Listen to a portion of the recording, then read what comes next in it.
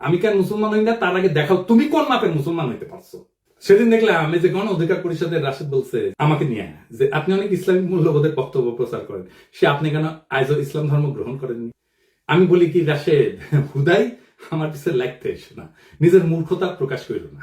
দুনিয়াতে অমুসলিম Islamic scholar নাই, কারণ ইসলাম নিয়ে কথা বলে না, লেখালেখি করে না, গবেষণা করে না।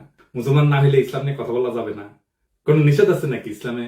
তো তুমি তো মুসলমান, মির্জা ফখরুল মুসলমান, অন্তত নামে মুসলমান, তো পারো না কেন এমন একটা ব্যাখ্যা দিতে এতদিনেও সরিয়া নিয়া?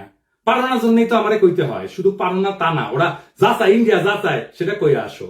আমি কেন মুসলমান হই না তার আগে দেখাও তুমি কোন মাপের মুসলমান হইতে পারছো। এটা একটা মুসলমান প্রধান দেশের রাজনৈতিক দলের নেতা হিসেবে তুমি কতটা যোগ্য সেটার প্রমাণ দাও আগে।